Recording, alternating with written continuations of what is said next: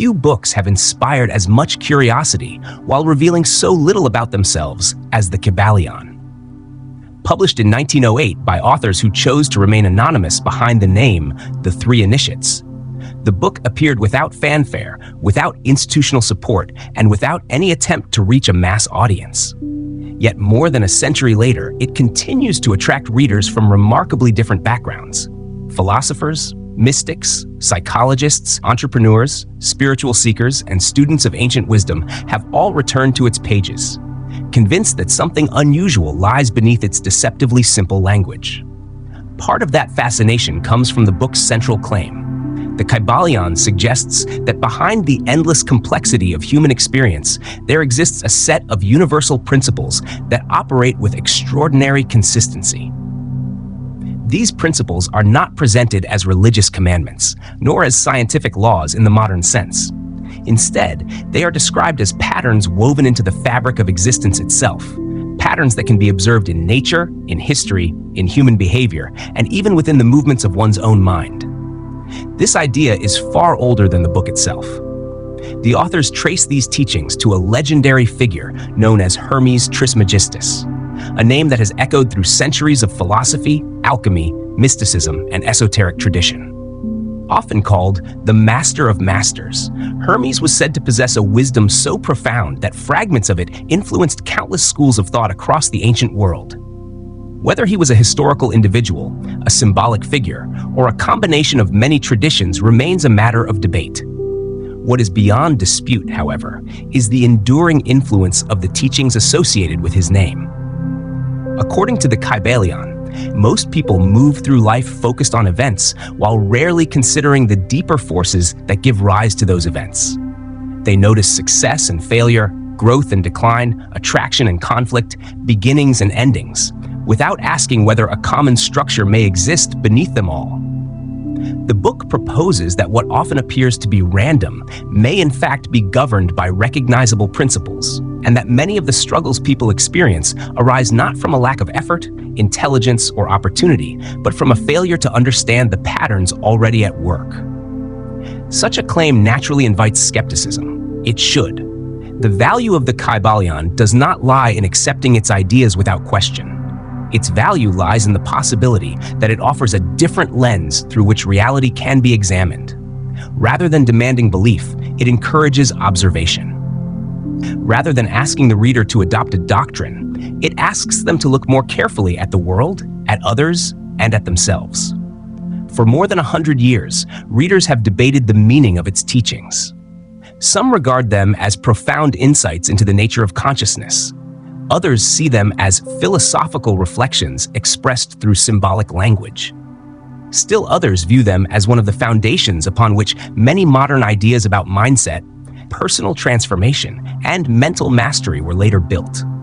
Whatever conclusion one ultimately reaches, the Kybalion remains a remarkable work.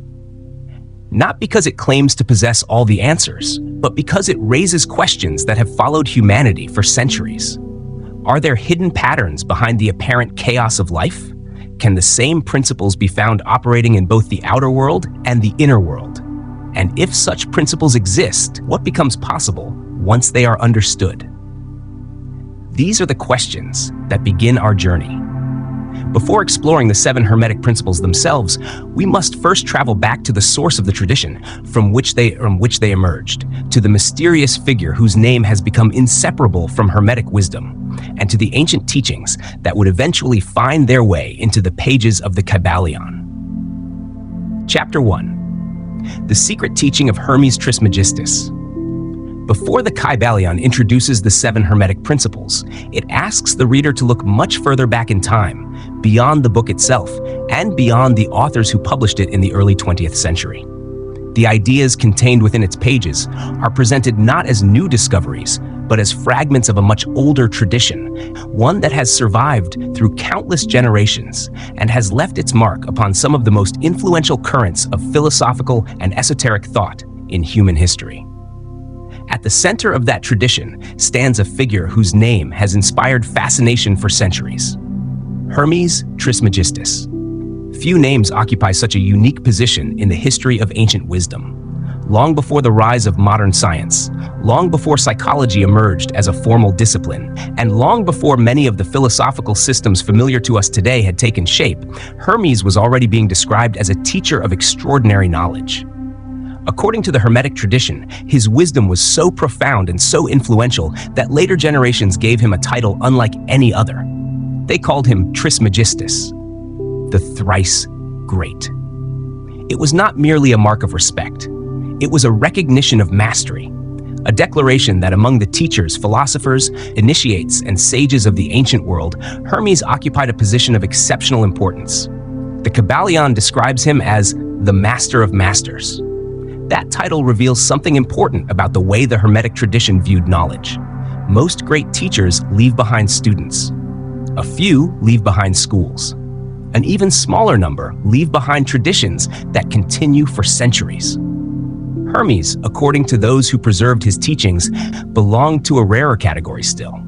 His influence was believed to extend across entire systems of thought, shaping ideas long after his own lifetime had passed into legend. The historical identity of Hermes Trismegistus remains uncertain. Some scholars have argued that the figure emerged from a blending of cultures during the Hellenistic period, combining elements associated with the Egyptian god Thoth and the Greek god Hermes. Others suggest that the name became a symbolic vessel through which ancient wisdom was transmitted from generation to generation. The Kybalion itself does not attempt to settle this debate. Its concern is not whether Hermes can be located precisely within the historical record. Its concern is the teachings attributed to him and the remarkable influence those teachings appear to have exercised throughout history. According to the Hermetic tradition, streams of wisdom that later appeared in philosophy, alchemy, mysticism, and esoteric schools all carried traces of a common source. Different civilizations expressed that wisdom through different symbols, languages, and methods, yet certain underlying ideas seem to persist. The belief that reality possesses hidden order, the belief that the visible world reflects deeper principles, the belief that knowledge of those principles can transform human understanding. These themes appear repeatedly across centuries, and Hermetic thinkers regarded Hermes as one of their earliest and greatest expositors. For that reason, his name became associated with a body of knowledge often described as Hermetic wisdom. The word itself carries an interesting implication. Something Hermetic is sealed, protected, and preserved. The teachings were never intended to be distributed carelessly. They were transmitted gradually, often from teacher to student, from initiate to initiate, not because knowledge was viewed as a privilege for a select few, but because understanding was believed to require preparation. The Kybalion repeatedly emphasizes this idea. Wisdom cannot simply be handed to someone in finished form. Information can be given instantly. Understanding develops over time. A person may hear profound truths and yet fail to recognize their significance until experience provides the necessary context. For this reason, Hermetic teachings often moved quietly through history, surviving not through institutions of power, but through continuous transmission. Empires rose and fell. Kingdoms appeared and disappeared. Languages changed. Civilizations transformed. Yet the teachings endured. This endurance is one of the reasons Hermes occupies such a significant place within the tradition. The Kybalion presents him not merely as a historical figure, but as a symbol of continuity. He represents a chain of wisdom stretching across generations, linking seekers separated by centuries, yet united by a common desire to understand the deeper structure of reality. That influence extended into many areas of thought. Students of alchemy sought not only the transformation of metals, but the transformation of the self. Mystics searched for deeper levels of awareness beyond ordinary perception. Philosophers explored the relationship between mind, reality, and existence. Although these paths often appeared different on the surface, Hermetic thinkers believed they were connected by a shared pursuit of fundamental principles. This conviction explains why Hermes came to be known as the Master of Masters. The title was not based on political power, military conquest, or social status. It reflected something far more enduring. The belief that he articulated principles so universal that generations of teachers continued drawing from them long after the details of his life had faded into obscurity. By the time the Kybalion was published, centuries had passed since the earliest Hermetic writings first appeared. Yet the authors remained convinced that the essential wisdom had survived, not unchanged in every detail, not preserved in a single institution, but alive within a tradition that continued to seek understanding of the same timeless questions. What is the nature of reality? What governs the relationship between mind and world? Why do similar patterns appear throughout existence? And can these patterns be understood? The 7 principles presented in the Kybalion are offered as answers to those questions. Before examining them individually, however, we must first understand the foundation upon which the entire system rests. Because according to Hermetic philosophy, everything begins with a single and extraordinary idea, an idea so fundamental that the remaining principles emerge from it. The first Hermetic principle, the principle of mentalism. Chapter 2, the first law. The universe is mental. Among all the principles presented in the Kybalion, none is more fundamental than the first. In fact, the authors suggest that without understanding this principle, the remaining teachings cannot be fully understood. It is the foundation upon which the entire Hermetic system rests, the starting point from which all other principles emerge. The principle is expressed in a single sentence. The all is mind. The universe is mental. At first glance, the statement appears simple, yet few ideas in the book carry greater implications. Before exploring what the principle means, it is important to understand what it is attempting to answer. Throughout history, philosophers, theologians, and seekers have wrestled with one of humanity's oldest questions. What is the true nature of reality? What is this universe made of? What is the source from which everything arises? What lies behind the endless variety of forms, forces, events, and experiences that make up existence? The Kybalion approaches these questions through the concept of the all. The authors use this term because every other name appears insufficient. Any attempt to describe the ultimate source of reality immediately encounters a problem. Human language was developed to describe finite things. It functions well when speaking about objects, places, people, and events. Yet, when language attempts to describe the ultimate foundation of existence itself, it quickly reaches its limits. For this reason, the Hermetic teachers chose a simpler expression: the all, the source from which all things arise, the reality behind every appearance, the foundation supporting every level of existence. The Kybalion repeatedly reminds readers that the all cannot be fully defined. If something could be completely described, measured, or limited, it would no longer be the ultimate reality. It would merely be another object within reality.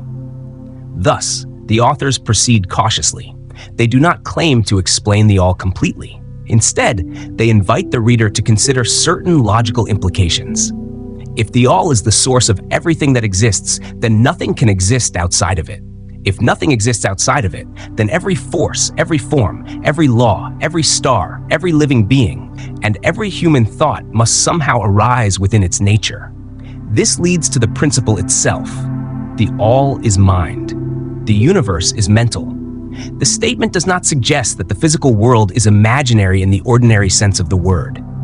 The Hermetic philosophers were not arguing that mountains disappear when no one looks at them, or that material existence should be dismissed as meaningless illusion.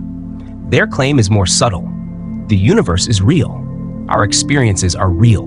The events of life are real, yet all of them exist within a greater reality whose essential nature is mental rather than material. To illustrate this idea, later Hermetic writers often use the analogy of an author creating a story. An entire world may exist within the imagination of a novelist. Cities, characters, conflicts, victories, and tragedies all unfold within that world. For the characters themselves, those experiences are completely real. They act, struggle, hope, fear, succeed, and fail. Yet the entire story ultimately exists within the mind of its creator. The Hermetic view proposes something similar on a cosmic scale. The universe exists within the mind of the all. This idea immediately challenges many common assumptions. Most people instinctively regard matter as the primary reality. They assume that consciousness emerges from physical processes and that thought is merely a byproduct of material conditions. The Kybalion invites the reader to consider the reverse possibility. What if consciousness is not produced by reality? What if reality itself emerges from a deeper level of consciousness? The authors are not attempting to provide a scientific argument. They are presenting a philosophical framework through which existence can be understood. Whether one accepts that framework or not, its implications are profound. Because if reality possesses a fundamentally mental nature, then mind occupies a far more central role than many people assume. The consequences extend beyond abstract philosophy. Every human experience is filtered through consciousness. No one encounters reality directly. Every sight, sound, memory, belief, fear, hope, expectation, and interpretation passes through the mind before becoming part of experience. Two individuals may live through the same event and emerge with entirely different understandings of what occurred. One person sees opportunity where another sees disaster. One finds meaning where another finds suffering. One perceives possibility where another perceives limitation. The external circumstances may be similar, yet the experienced reality can be dramatically different. The Hermetic philosophers regarded this not as a minor detail, but as a clue pointing toward the profound relationship between mind and experience. At this stage, however, the Kybalion warns against a common misunderstanding. The principle of mentalism does not teach that a person can simply think anything into existence. It does not suggest that wishing creates reality. It does not claim that positive thoughts automatically eliminate difficulty, hardship, or limitation. Such interpretations became popular many decades later, but they are not the primary concern of the original text. The principle of mentalism is not a lesson in optimism. It is a statement about the nature of existence itself. The authors are attempting to establish a foundation from which the remaining principles can be understood. If the universe possesses an underlying mental nature, then relationships between different levels of reality become meaningful. Patterns can repeat across different scales. Vibrations can influence experience. Opposites can be understood as different degrees of the same thing. Rhythms can govern change. Causes can generate effects. The remaining principles become expressions of a deeper order. Mentalism provides the ground upon which they stand. For this reason, the Hermetic tradition regarded the principle as the great principle. It is the doorway through which the entire philosophy begins. Yet perhaps the most intriguing aspect of mentalism lies not in the answers it provides, but in the questions it leaves behind. If reality possesses a mental foundation, what exactly is consciousness? What is the relationship between the individual mind and the greater mind of the all? How much of human experience is shaped by perception? How many limitations exist in reality itself, and how many exist only within the way reality is interpreted? The Kybalion does not answer all of these questions immediately. Instead, it lays the first stone and invites the reader to continue. Because once the possibility of a mental universe is considered, another mystery naturally emerges. If all levels of existence arise from the same source, then similarities should appear throughout reality itself. Patterns should repeat. Structures should echo one another. The small should reflect the large. The inner should reflect the outer. And this brings us directly to the second Hermetic principle, the principle of correspondence. As above, so below. As below, so above. Chapter 3, the second law, as above, so below. Following the principle of mentalism, the Kybalion introduces what the authors describe as one of the most valuable keys in all of Hermetic philosophy. The principle is expressed through a phrase that has survived for centuries and has become one of the most widely quoted statements associated with Hermetic wisdom. As above, so below. As below, so above. Few sentences have inspired as much interpretation.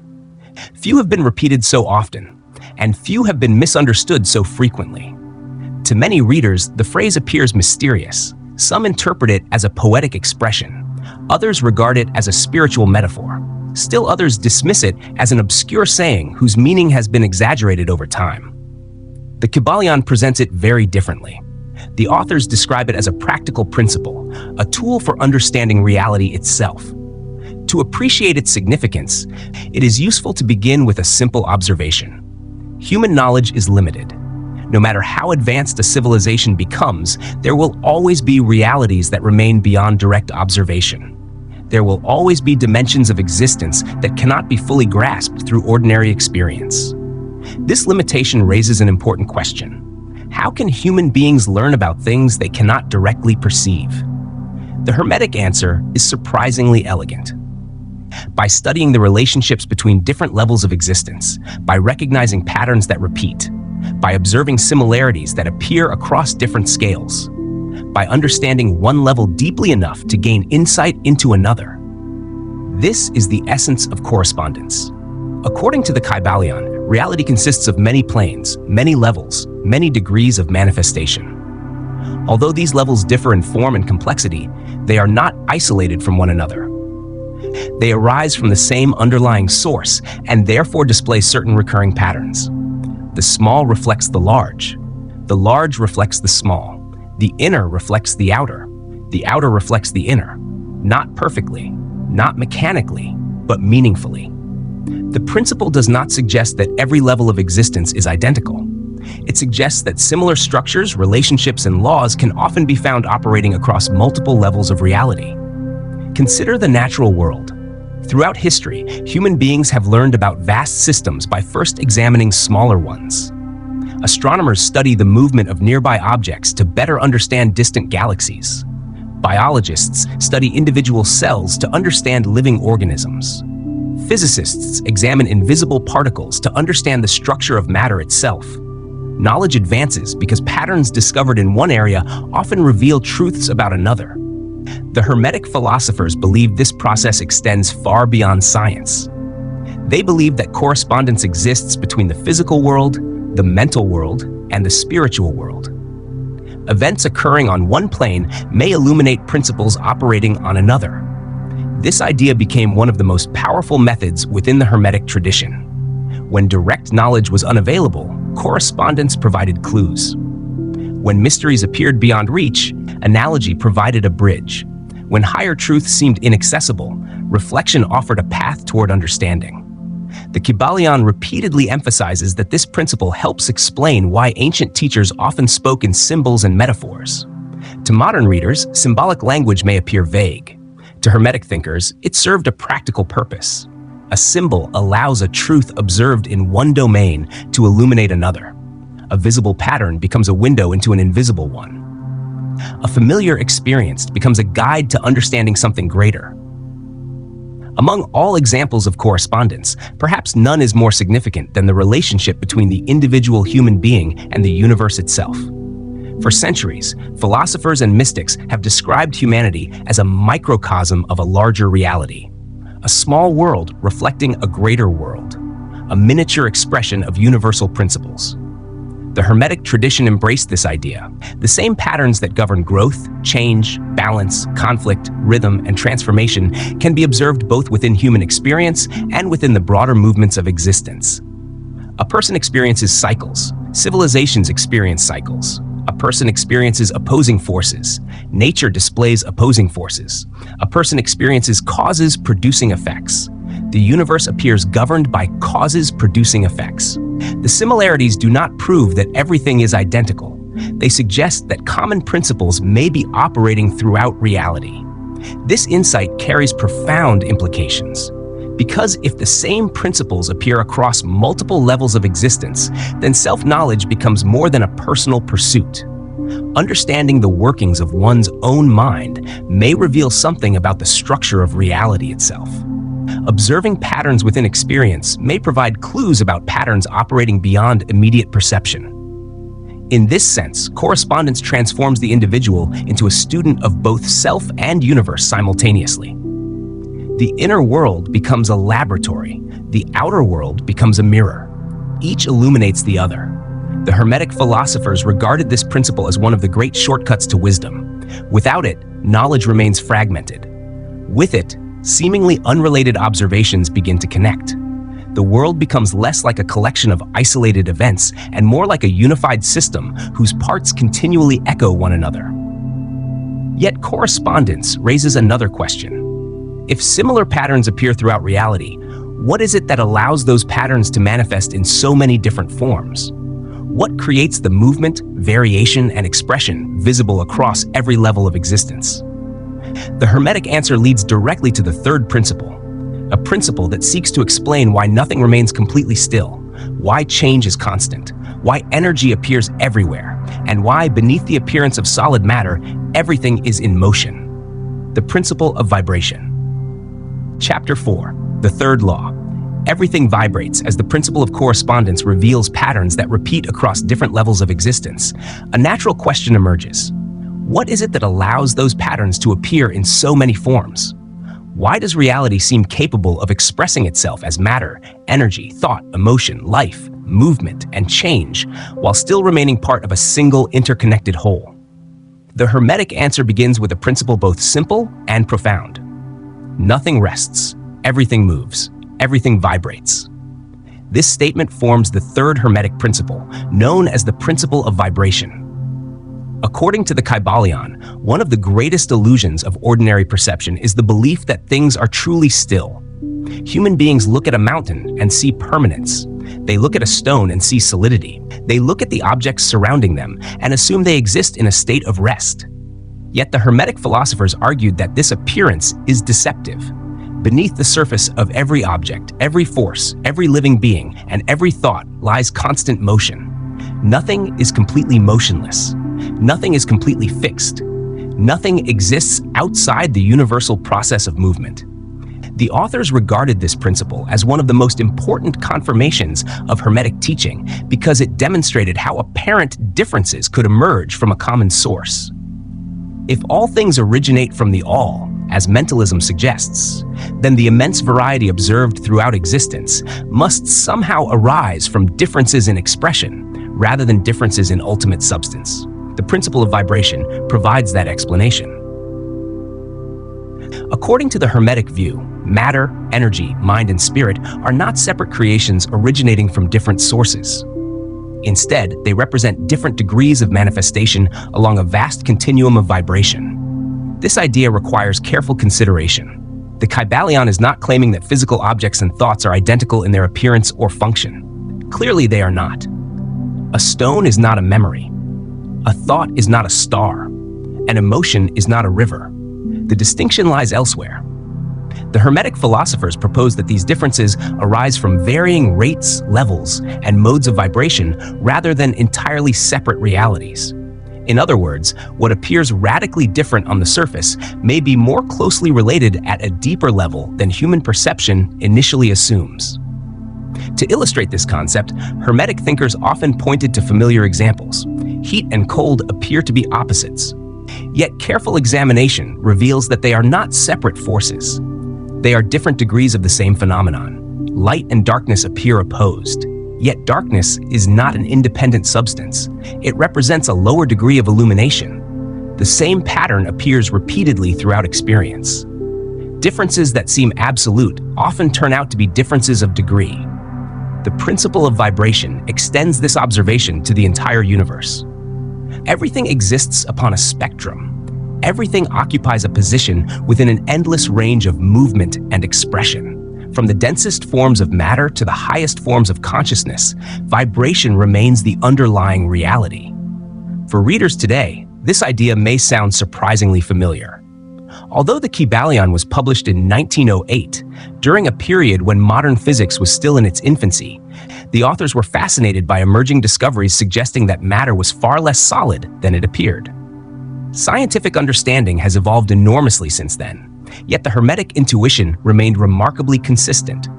Beneath appearances, motion is fundamental. The visible world appears stable because human perception is limited. The universe itself is in continuous activity. The stars move, planets move, cells move, particles move, energy moves, life moves. Reality is dynamic rather than static. The Hermetic philosophers believed that recognizing this truth changes the way one understands existence. A world built upon vibration is a world built upon change. Nothing remains permanently fixed because movement itself is woven into the structure of reality. This insight becomes especially significant when the principle is applied to the human mind.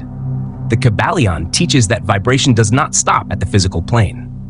Mental states also possess vibratory qualities. Thoughts differ. Emotions differ. States of awareness differ. A person experiencing fear does not inhabit the same mental condition as a person experiencing courage. A mind consumed by resentment does not operate in the same manner as a mind characterized by understanding. The differences may not be visible in the way physical objects are visible, yet they remain real. According to Hermetic philosophy, these variations reflect differences in mental vibration. This idea would later become one of the foundations of mental transmutation, a practice that occupies an important place within the Hermetic system. If mental states are forms of vibration, then they are not immovable. They can change, they can shift, they can be elevated, redirected, transformed, and refined. The significance of this possibility cannot be overstated. Most people experience emotions as something that happens to them. Anger appears, fear appears, discouragement appears. The individual reacts. The Hermetic tradition proposes a different perspective. If mental conditions exist along a spectrum of vibration, then movement remains possible. One state can gradually transform into another, just as one degree of temperature can become another degree of temperature. The process may not always be easy. It may not always be immediate, but the possibility exists because vibration itself implies movement, and movement implies change. This leads to one of the most powerful implications of the third principle. No condition is absolutely permanent. No emotional state remains fixed forever. No season of life endures unchanged. No circumstance exists outside the universal process of movement and transformation. Everything participates in the flow of becoming. Everything exists within a larger rhythm of change. For the Hermetic philosophers, this was not merely a comforting thought. It was an observation about the nature of reality itself. A universe built upon vibration cannot remain frozen. Movement continually creates new possibilities. Transformation remains woven into existence. Yet the principle of vibration introduces another mystery. If everything exists along a spectrum of vibration, then what appears to be opposition may not be true opposition at all. Heat and cold, light and darkness, love and hate, success and failure. Are these genuinely separate forces, or are they different degrees of the same thing? The Hermetic philosophers believe the answer reveals another fundamental law, a law that governs opposites, contradictions, and the hidden unity beneath apparent division. The fourth Hermetic principle, the principle of polarity. Chapter 5, the fourth law. Everything has two poles. Imagine standing outside on a winter morning and asking a simple question. At what exact point does cold become heat? The question appears straightforward, yet the answer quickly becomes difficult. A temperature of 10 degrees may feel cold to one person and mild to another. Increase the temperature gradually, degree by degree, and the sensation changes continuously. There is no single moment when cold suddenly disappears and heat suddenly arrives. Instead, there is a spectrum, a continuous range with countless points between the extremes. This ordinary observation became the foundation of one of the most fascinating principles in the Kybalion, the principle of polarity. The Hermetic axiom states, everything is dual, everything has poles, everything has its pair of opposites. Yet the true significance of the principle appears in a second statement that follows. Opposites are identical in nature, but different in degree. With these few words, the authors introduce an idea that challenges the way most people instinctively understand the world. Human beings naturally divide reality into categories. We separate light from darkness, success from failure, courage from fear, happiness from sadness. We speak as though these conditions belong to entirely different worlds, disconnected from one another and separated by absolute boundaries. The Hermetic philosophers viewed the situation differently. They argued that many apparent opposites are not separate things at all. Instead, they represent different degrees of the same underlying reality. Heat and cold provide the simplest example. Most people speak about them as though they are independent forces. Yet when examined carefully, both are merely different positions on the same scale. There is no place where one ends and the other begins. There are only degrees. The same principle appears in light and darkness. Darkness seems like the opposite of light, yet darkness possesses no independent existence of its own. It can be understood as a lower degree of illumination. Increase the light and darkness recedes. Decrease the light and darkness expands. The relationship is not one of absolute separation. It is one of degree. The Hermetic philosophers found this pattern everywhere.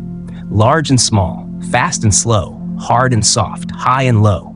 Each pair appears different on the surface, yet closer examination reveals a continuous spectrum rather than a rigid division. At this point, the principle of polarity begins moving beyond the physical world and into a territory far more relevant to everyday life. The world of human experience, the world of thought, the world of emotion. And it is here that the principle becomes especially intriguing. Consider love and hate. Most people regard them as complete opposites. One is welcomed, the other is feared. One attracts, the other repels. Yet life presents a curious observation. The person who loves deeply can sometimes come to hate deeply. The person who once felt hatred may eventually develop understanding, compassion, or even affection. If love and hate were entirely separate realities, such transformations would seem impossible.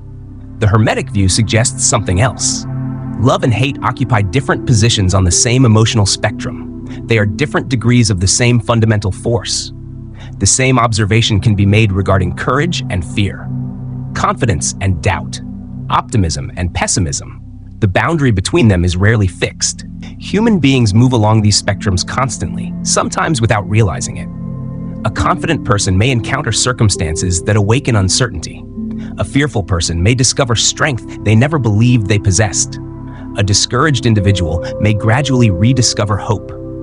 The movement is possible because these states are not isolated realities. They are poles connected by a continuous range of degrees. This insight leads directly into one of the most practical applications of Hermetic philosophy. If opposites share the same nature, then transformation becomes possible. This idea lies at the heart of what the Hermetic teachers called mental transmutation. The ability to alter one's mental state does not require creating an entirely new reality. It involves shifting position along an existing spectrum. The process resembles adjusting temperature rather than creating a new element. One degree changes to another, then another, and another. The movement may be gradual, but the principle remains the same. A state of fear can move toward courage. Hatred can move toward understanding. Discouragement can move toward determination. The Hermetic philosophers regarded this not merely as a psychological technique, but as a direct consequence of the structure of reality itself. Because if opposites are connected, movement between them is possible. The implications extend far beyond individual emotions. Throughout history, human conflict has often been fueled by the assumption that opposing viewpoints occupy completely separate worlds. One side sees itself as entirely right, and the other as entirely wrong. One group sees itself as fundamentally different from another. The principle of polarity invites a more nuanced perspective. It suggests that many disagreements may involve differences of degree rather than differences of essence. This does not mean all positions are equally valid, nor does it eliminate genuine distinctions. The Kybalion never argues that opposites are illusions. Rather, it proposes that understanding their relationship reveals a deeper unity hidden beneath apparent division.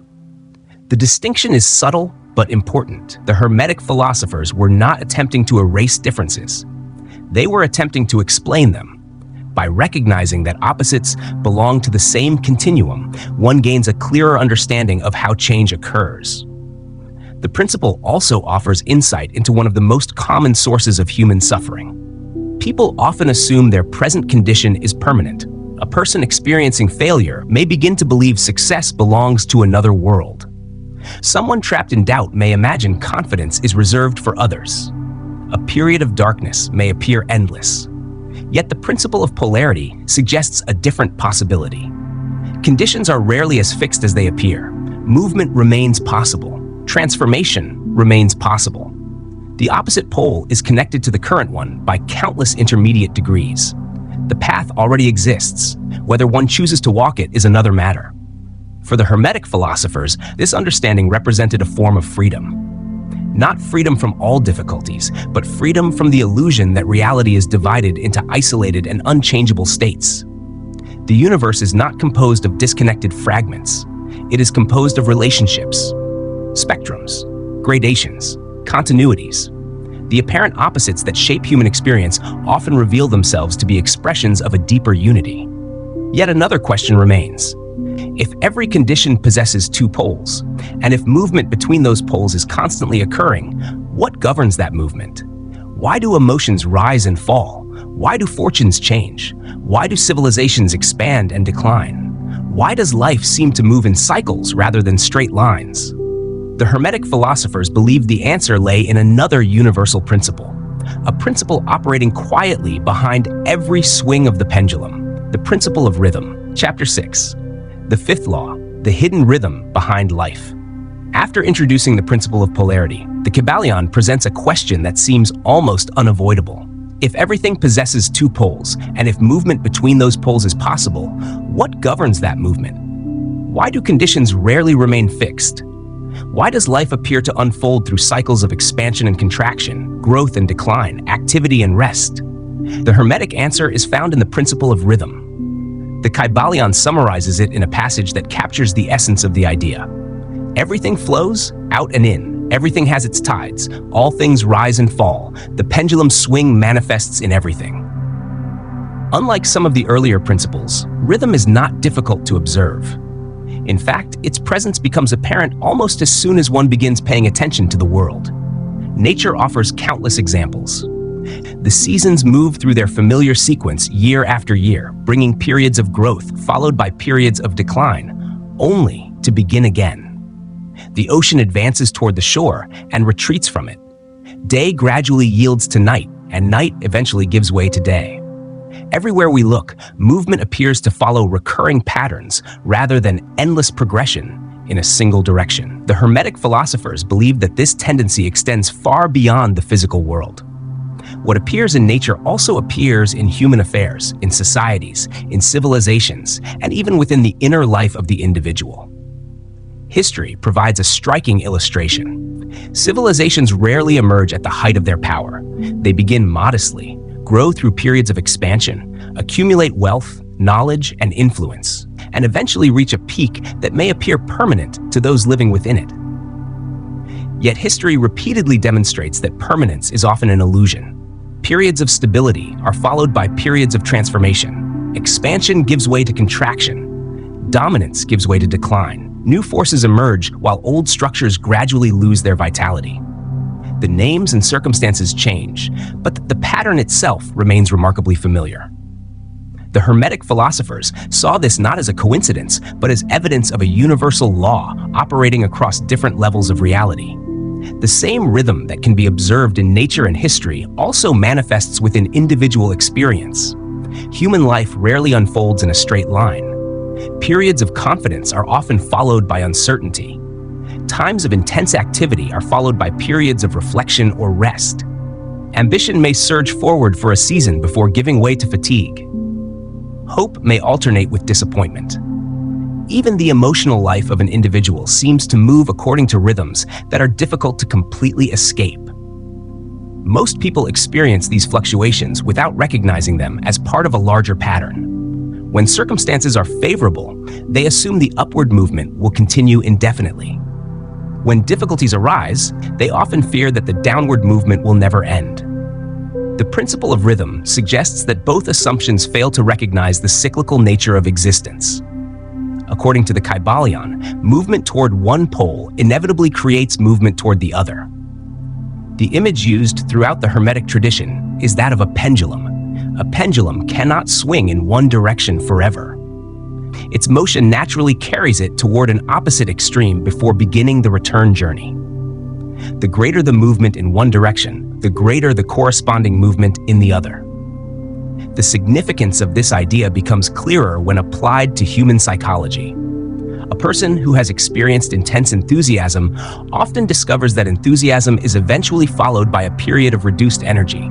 Great excitement may be followed by emotional exhaustion.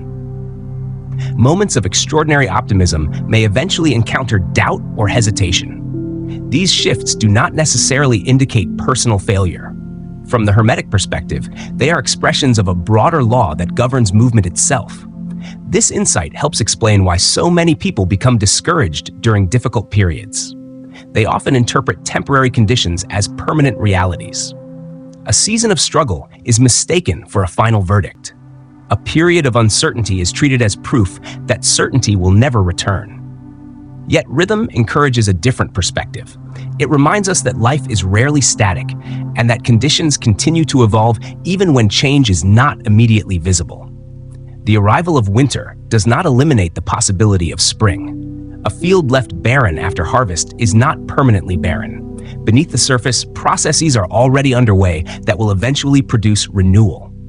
The same principle can often be observed in personal experience. Progress may appear to stop, yet unseen developments continue. Growth may be occurring beneath the level of immediate awareness. One of the most interesting aspects of the principle of rhythm appears when the Kybalion discusses what it calls the law of neutralization. The authors do not suggest that human beings can eliminate rhythm altogether. Universal principles continue to operate regardless of individual preference. The pendulum continues to swing. Cycles continue to unfold. What changes is the degree to which an individual becomes controlled by those movements. The Hermetic student seeks awareness rather than resistance. By recognizing the existence of rhythm, one becomes less likely to identify completely with every rise and fall. Emotional states are observed rather than blindly obeyed. Temporary conditions are understood within the context of a larger cycle. Instead of being carried helplessly by every movement of the pendulum, the individual gradually develops the ability to maintain a measure of balance while the movement continues around them. This idea reveals why rhythm occupies such an important place within the Hermetic system. The principle is not merely a description of recurring patterns. It is an invitation to develop a deeper understanding of change itself. Once the cyclical nature of existence is recognized, many experiences begin to appear in a different light. Success becomes easier to approach with humility. Difficulty becomes easier to endure with patience. Both are understood as parts of a larger process rather than permanent destinations. Yet rhythm does not fully explain why events unfold as they do. It describes movement, but not its origin. It explains cycles, but not the forces that initiate them. For that, the Kybalion turns to another principle, one that addresses the relationship between action and consequence, cause and result, origin and outcome. The sixth Hermetic principle, the principle of cause and effect. Chapter 7, the sixth law, cause and effect. One of the most comforting beliefs a person can hold is the belief that life simply happens. A fortunate opportunity appears, a relationship begins, a career succeeds, a plan fails, a door opens, another closes. Events arrive one after another, and from the perspective of everyday experience, many of them seem disconnected. Some are welcomed, others are resisted. Some are celebrated as good luck, others are dismissed as bad luck. The Hermetic philosophers challenged this way of looking at reality, not because they believed life was predictable, not because they believed every event could be calculated in advance, but because they questioned the idea that anything happens without cause. The sixth Hermetic principle begins with a statement that is both simple and far-reaching. Every cause has its effect. Every effect has its cause. According to the Kybalion, this law operates everywhere. Nothing emerges from nowhere. Nothing appears without conditions that made its appearance possible. Nothing stands entirely alone. Every event belongs to a chain. Every result belongs to a process. Every consequence belongs to something that preceded it. The authors go even further. They suggest that what most people call chance is often nothing more than a name given to causes that remain hidden from view. This idea does not require blind belief. In many ways, it reflects ordinary experience. Imagine watching a skilled chess player make a move that appears surprising. To an inexperienced observer, the move may seem spontaneous, almost random. Yet the master sees something different. The move emerged from a sequence of calculations, observations, and strategic considerations invisible to those who lacked the necessary perspective. The move was never random. The causes were simply unseen. The Hermetic philosophers believed much of life operates in a similar manner. Human beings often encounter effects without recognizing the countless influences that produced them. By the time a tree becomes visible above the ground, the process has already been unfolding for months or years beneath the surface. By the time a civilization reaches greatness, generations of causes have already contributed to its rise. By the time a habit shapes a life, thousands of small choices have already played their part. The effect is visible. The causes are often forgotten. This observation becomes especially significant when applied to human behavior. Most people spend their lives reacting to effects. They react to circumstances. They react to news. They react to criticism. They react to praise. They react to changing conditions around them. From the Hermetic perspective, there is nothing unusual about this. It is the natural condition of a person who remains unaware of the forces shaping experience. The Kybalion describes such individuals as being carried along by currents they do not fully understand. Their thoughts are influenced by external conditions. Their emotions are influenced by events. Their decisions are influenced by pressures they rarely examine. They live primarily at the level of effects. This brings us to one of the most important distinctions in the entire book. The Hermetic philosophers observed that while most people are occupied with effects, a smaller number learn to focus on causes. They begin asking different questions. Instead of asking why a result appeared, they ask what produced it. Instead of becoming fascinated by outcomes, they become interested in origins. Instead of merely responding to circumstances, they seek to understand the forces creating those circumstances. This shift changes everything. A farmer who understands seasons thinks differently from someone who only notices harvests. An architect thinks differently from someone who only sees finished buildings. A strategist thinks differently from someone who only reacts to events after they occur. The difference lies in attention. One sees effects, the other sees causes. The Kybalion expresses this distinction through one of its most famous ideas. The masses are carried along by causes. The masters seek to become causes. This does not mean controlling everything. The Hermetic tradition never promises such power. No individual stands outside universal law. Every person exists within vast networks of influence extending far beyond personal awareness. Yet there remains an important difference between being swept along by forces one does not understand and learning to participate consciously in those forces. A person who understands cause and effect becomes less dependent upon chance because they stop waiting for reality to organize itself on their behalf. They begin creating conditions, creating habits, creating disciplines, creating patterns, creating causes, and over time, those causes generate effects. The relationship may not always be immediate. Some causes require years before their consequences become visible. Others unfold quickly, yet the principle remains unchanged. Future circumstances are not created only in the future. Many of them are being created now. This insight introduces a profound sense of responsibility, not guilt, not blame, responsibility. The Hermetic philosophers did not view cause and effect as a mechanism for punishment. They viewed it as one of the fundamental structures through which reality operates. Understanding it allows a person to stop viewing life solely as a series of things that happen to them and begin recognizing the ways in which they participate in shaping what comes next. For this reason, the sixth principle stands as one of the most practical teachings in the Kybalion. It shifts attention away from luck and toward law, away from accidents and toward patterns, away from passive reaction and toward conscious participation. Yet even this principle leaves one final mystery unresolved. If causes produce effects throughout existence, what generates the creative impulse behind those causes? What force gives rise to new expressions, new forms, new manifestations, and new possibilities? To answer that question, the Kybalion introduces its final Hermetic principle, the principle of gender. Chapter 8, the seventh law, the mystery of gender. As the Kybalion approaches the final of the 7 Hermetic principles, the focus shifts toward a question that has quietly accompanied the entire journey from the beginning. If the universe is mental, if patterns repeat across different levels of existence, if everything vibrates, if apparent opposites belong to the same continuum, and if all events unfold through chains of cause and effect, what explains the continual emergence of new forms, new ideas, new possibilities, and new expressions of life? What is the principle behind creation itself? The Hermetic answer is found in the 7th principle, the principle of gender. The Kybalion introduces it with a statement that has often been misunderstood. Gender is in everything. Everything has its masculine and feminine principles. For many modern readers, the word gender immediately suggests biological sex.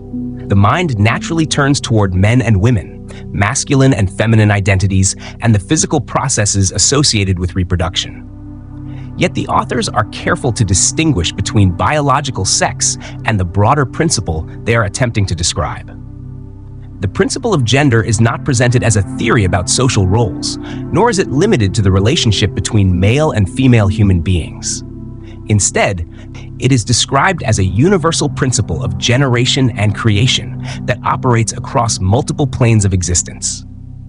To understand why this principle occupies such an important place in the Hermetic system, it is helpful to consider the progression of ideas that has unfolded throughout the book. The earlier principles reveal the structure of reality. Gender addresses something different.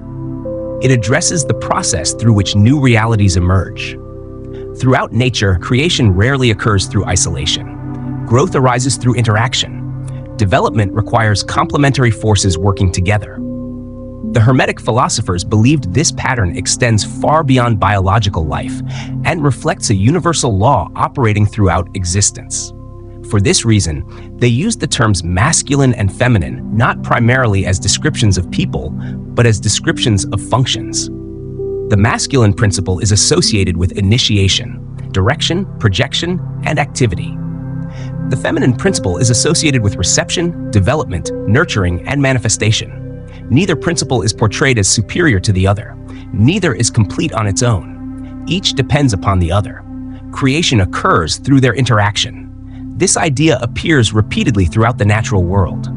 A seed alone does not become a tree merely because it exists. Conditions must receive and nurture its potential. A spark of inspiration alone does not become a work of art. It must be developed, refined, and brought into form. A plan alone does not become a reality until it passes through a process of growth and manifestation. The Hermetic philosophers saw this pattern everywhere. What begins as an impulse eventually requires a receptive medium through which it can unfold. What is received must then be cultivated before it can fully express itself. The principle of gender describes this dynamic relationship. Yet perhaps the most intriguing aspect of the principle appears when the Kybalion turns its attention inward. Rather than focusing exclusively on nature, the authors begin examining the human mind. This is where the idea of mental gender emerges. According to the Hermetic view, the creative process occurring within the mind reflects the same universal pattern visible elsewhere in reality. An idea appears. A possibility presents itself. A thought enters awareness. Yet the appearance of the idea is only the beginning. Something must receive it. Something must develop it.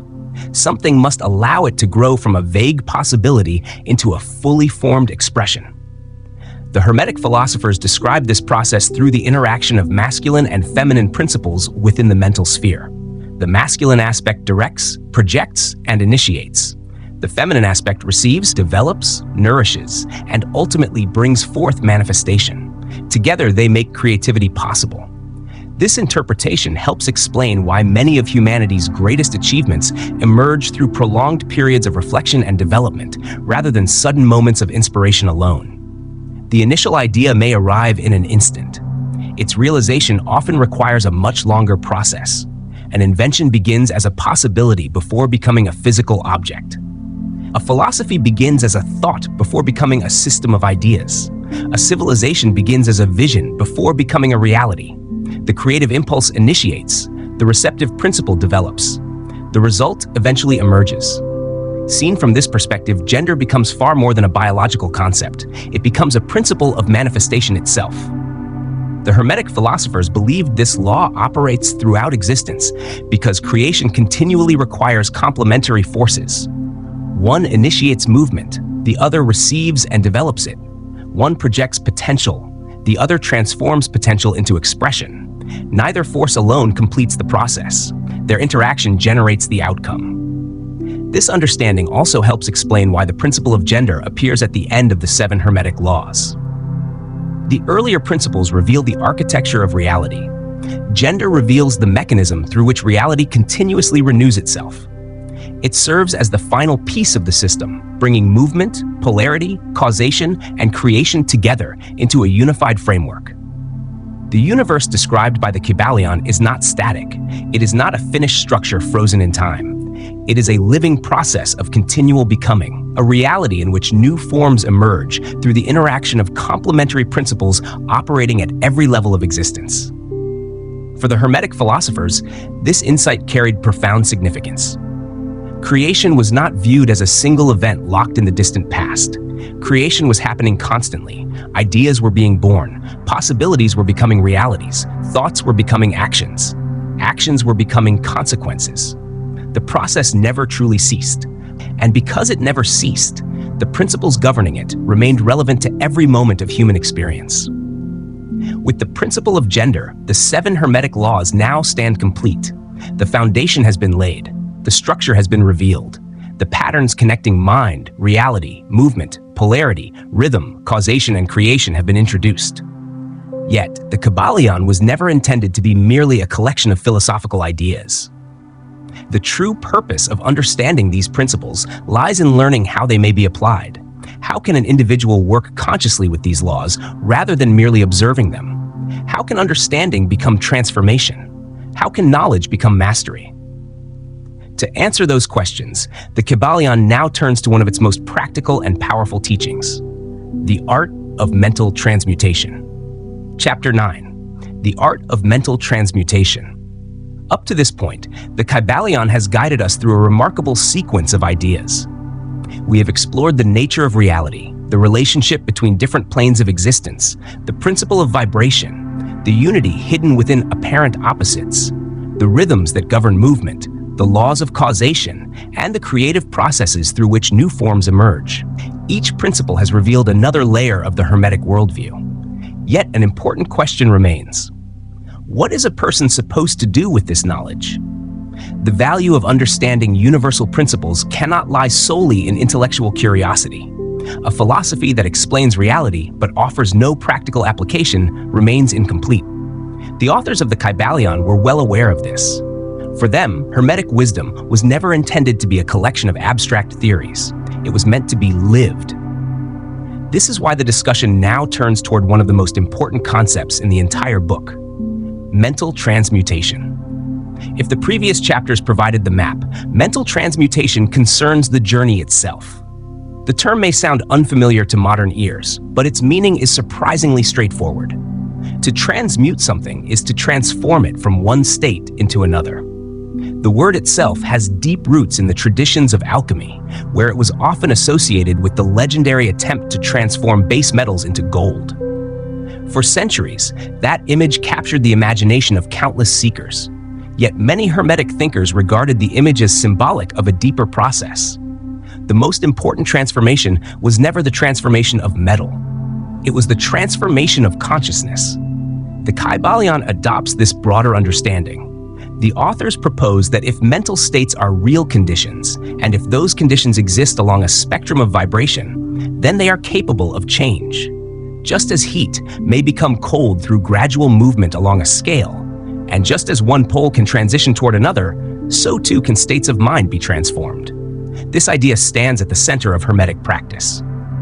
The earlier principles now begin to converge. Mentalism teaches that mind occupies a central place within reality. Vibration teaches that mental states differ according to vibratory conditions. Polarity teaches that apparent opposites often represent different degrees of the same thing.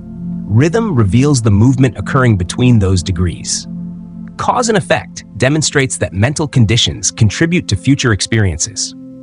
Together, these principles point toward a remarkable possibility. The mind is not fixed.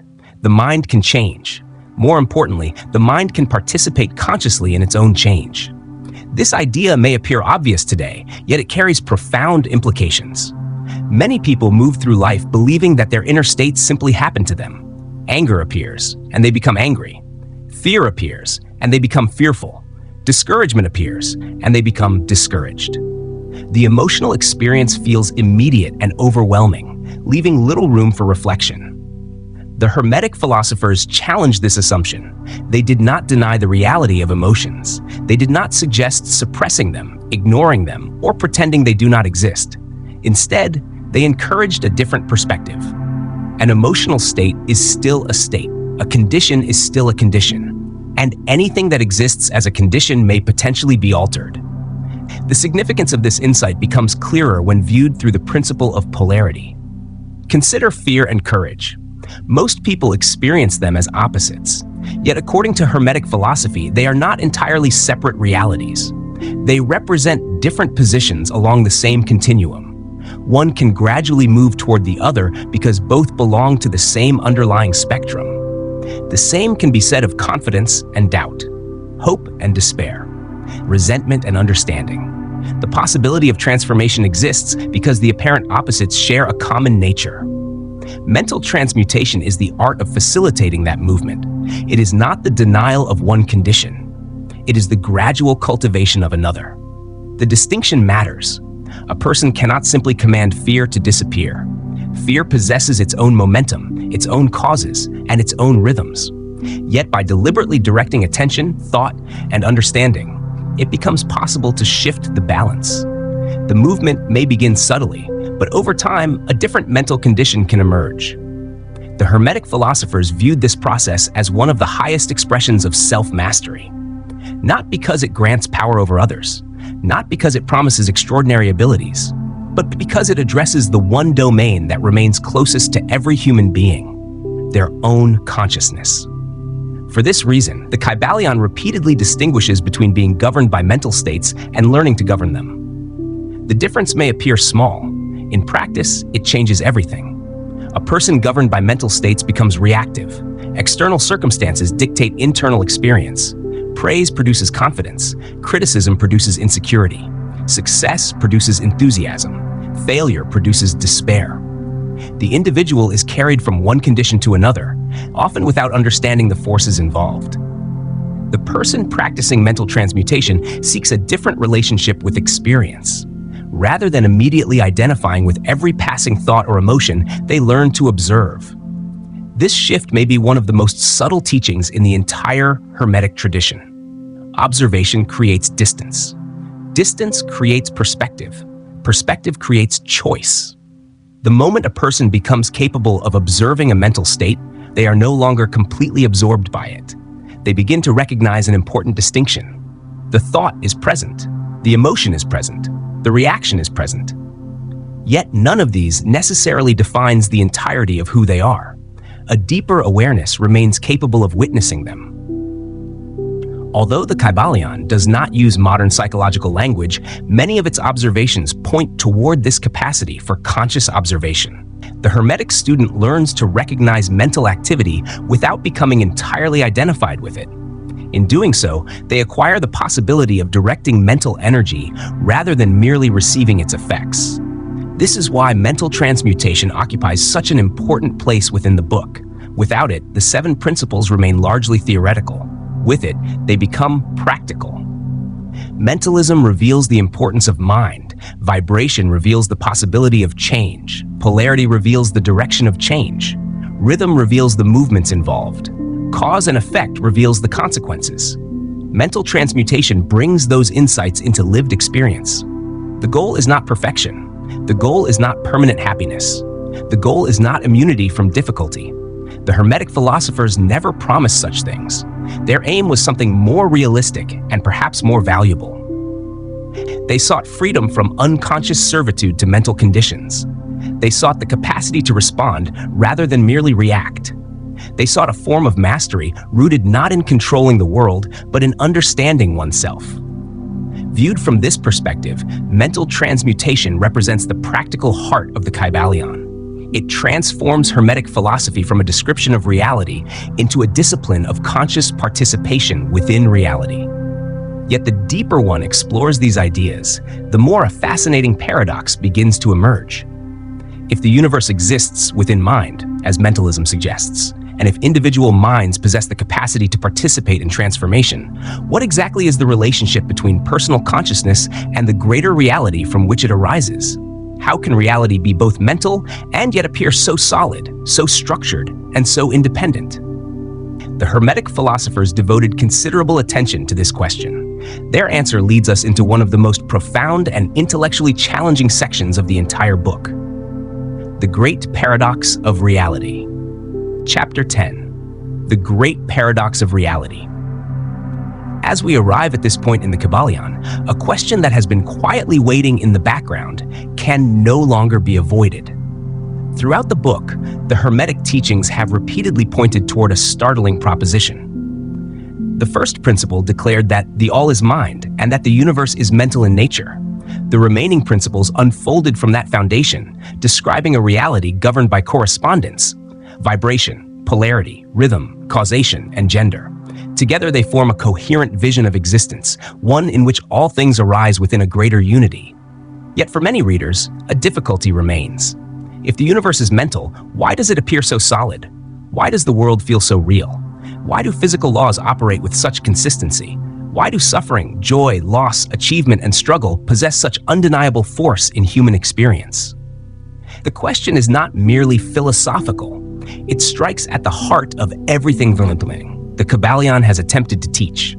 If the answer is inadequate, the entire system begins to wobble. The authors understood this, which is why they devoted considerable attention to what they called the divine paradox. The paradox begins with two statements that seem impossible to reconcile.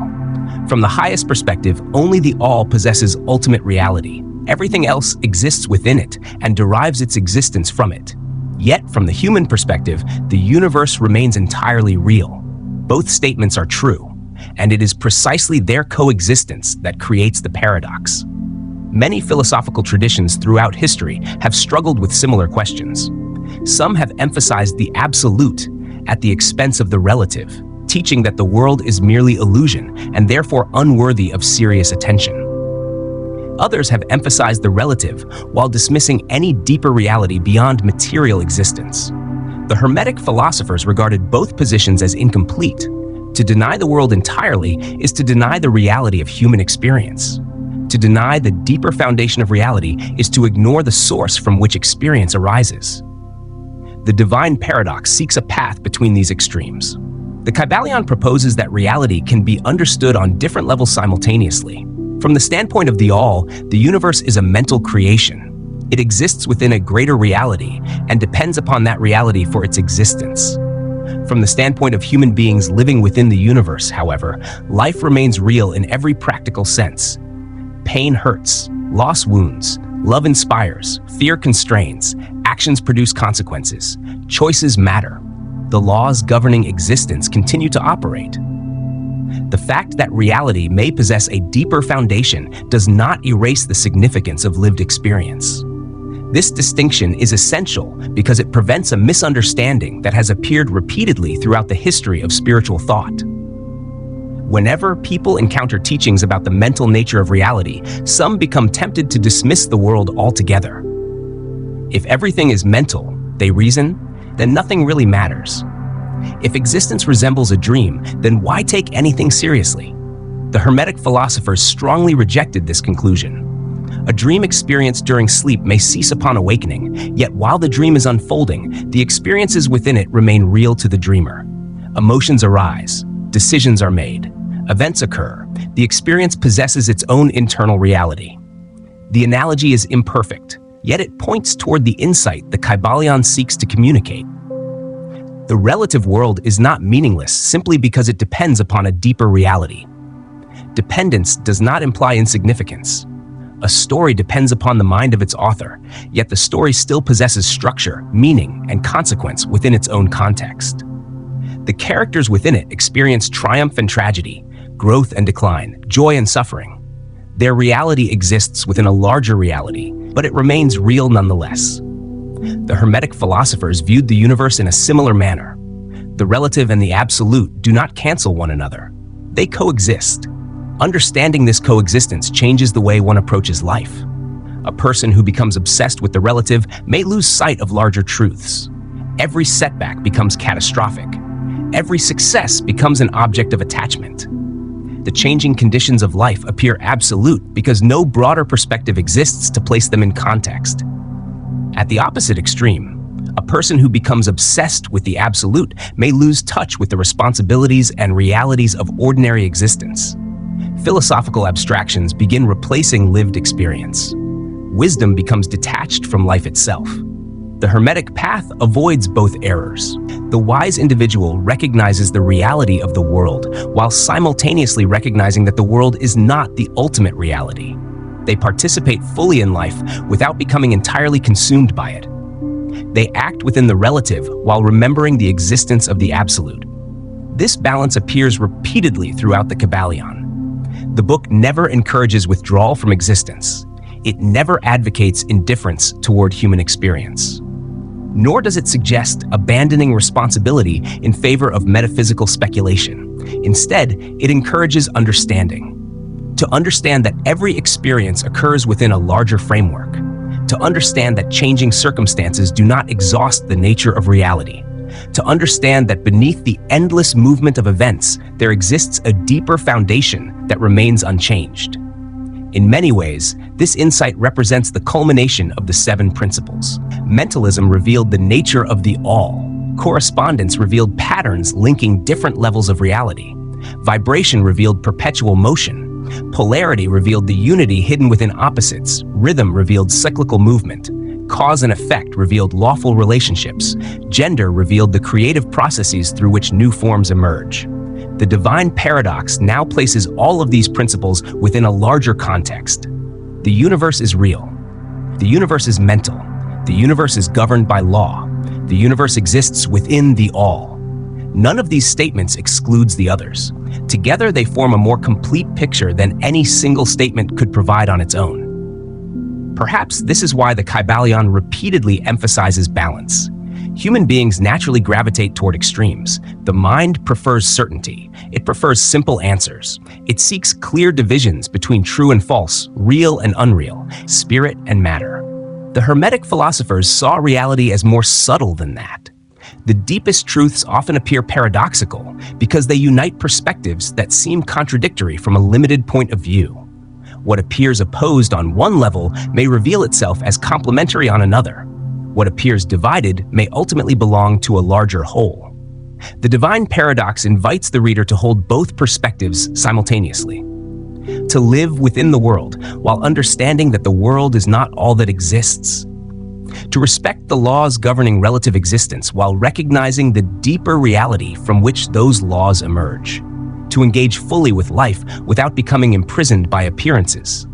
This insight marks a turning point in the journey. The question is no longer what reality is.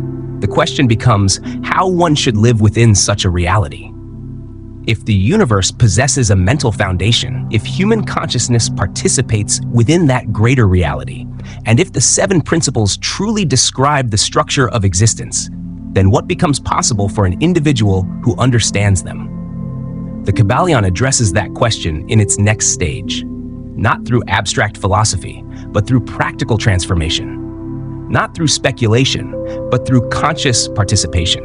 The journey now turns toward the figure that has quietly emerged throughout every chapter, the individual seeker. And with that shift comes a final challenge. How does one move from understanding these principles to living them? How does knowledge become wisdom? How does awareness become creation? These questions lead us to the next chapter, Becoming a Conscious Creator. Chapter 11, Becoming a Conscious Creator. By the time we reach this stage of the Kybalion, a remarkable shift has taken place. The journey began with questions about the nature of reality. We explored the mysterious concept of the all, examined the possibility that the universe itself possesses a mental foundation, and followed a chain of principles that seemed to connect everything from the movement of stars to the workings of the human mind.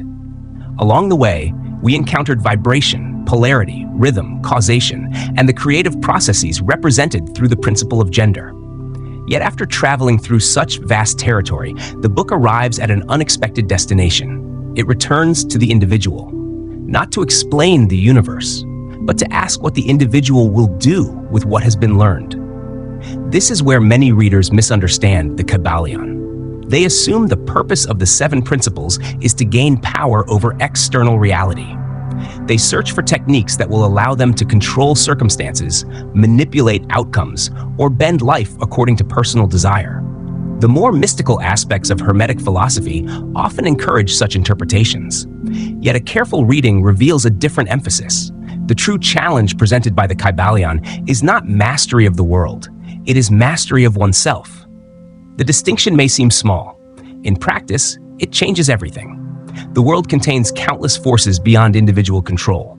Economies rise and fall. Civilizations change. Weather shifts. Other people make decisions according to motives we may never fully understand. Unexpected events emerge without warning. Even the most capable person cannot eliminate uncertainty from life. The Hermetic philosophers understood this perfectly well. For that reason, they focused attention on something closer and more accessible: the quality of one's participation in reality. This theme appears repeatedly throughout the book, sometimes explicitly and sometimes indirectly. The wise person is not portrayed as someone who escapes universal law. The wise person remains subject to the same principles as everyone else. Rhythm still operates. Cause and effect still operates. Polarity still operates. The laws continue functioning whether they are understood or not. The difference lies in awareness. Most people experience the principles unconsciously. The Hermetic student seeks to experience them consciously. Consider the principle of rhythm. An individual unfamiliar with the principle may encounter a difficult period and immediately conclude that life itself has turned against them. Discouragement deepens because the temporary condition is mistaken for a permanent reality. A person who understands rhythm experiences the same difficulty differently. The challenge remains real. The discomfort remains real, yet it is understood within a larger context. The downward movement of the pendulum is recognized as part of a cycle rather than as a final destination. The circumstance has not changed. The relationship to the circumstance has changed. The same pattern appears throughout the other principles. A person unaware of polarity may become trapped within fear, believing fear represents an unchangeable condition. A person who understands polarity recognizes that fear and courage belong to the same continuum. Movement remains possible.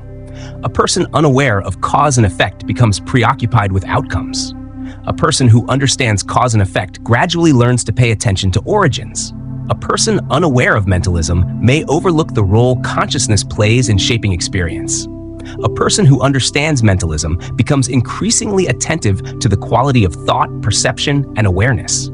Each principle contributes to a subtle but important transformation. The individual begins moving from reaction toward participation. This is why the Kybalion places such importance on mental transmutation. The ability to transform mental states represents the practical application of everything that has come before. Without that ability, the principles remain interesting ideas. With it, they become tools for living. The Hermetic philosophers often described humanity as existing on different levels of awareness. Most people are carried along by currents they rarely examine. Their moods shift according to circumstances. Their decisions are shaped by habits they do not fully understand. Their reactions emerge automatically, often before conscious reflection has a chance to intervene. There is nothing unusual about this condition. It is the ordinary human experience. The Hermetic path begins when a person starts observing these processes rather than merely participating in them. The observation itself changes something. For the first time, the individual notices the distance between awareness and reaction. An emotion appears, a thought appears, an impulse appears. Yet awareness remains capable of witnessing all three. This realization may seem modest, but its implications are profound. The moment an individual becomes capable of observing a mental condition, they are no longer entirely imprisoned by it.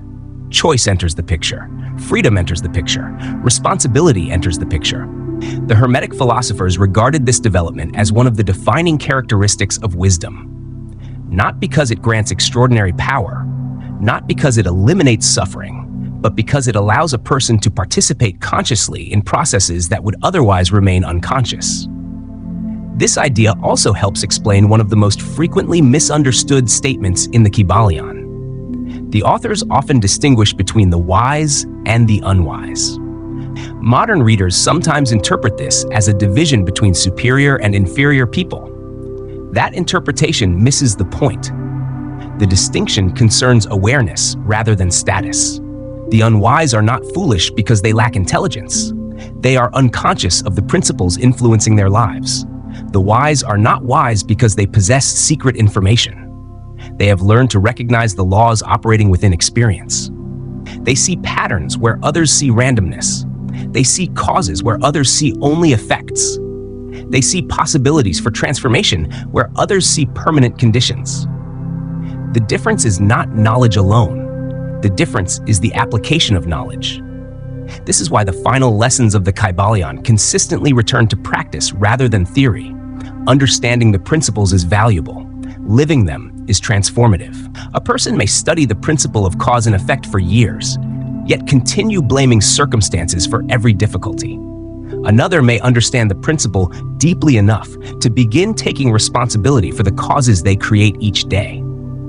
A person may admire the principle of polarity as an elegant idea while remaining trapped within emotional extremes. Another may use the principle to gradually transform resentment into understanding, fear into courage, or discouragement into determination. The difference lies not in what is known. The difference lies in what is done. Perhaps this is why Hermetic philosophy places such emphasis on self-mastery. The term can sound intimidating, even severe, yet the idea itself is surprisingly practical. Self-mastery does not mean suppressing every emotion. It does not mean becoming indifferent. It does not mean controlling every thought. Rather, it means developing a relationship with one's inner life that is guided by awareness rather than compulsion. It means recognizing when a reaction is beginning to take control. It means understanding the forces at work before becoming overwhelmed by them. It means choosing responses more deliberately. It means becoming increasingly conscious of the causes one is creating through thought, action, and habit. Viewed in this light, becoming a conscious creator has little to do with controlling the universe. The phrase points toward something both simpler and more demanding. It means becoming conscious of the role one plays within the universe. Every day, thoughts become actions. Actions become habits. Habits become character. Character influences destiny. Whether consciously or unconsciously, creation is already taking place. The only question is whether we participate in that process with awareness. The Hermetic philosophers believe that wisdom begins the moment the answer becomes yes. And yet, even after everything we have explored, one final insight remains. An insight hidden beneath all 7 principles.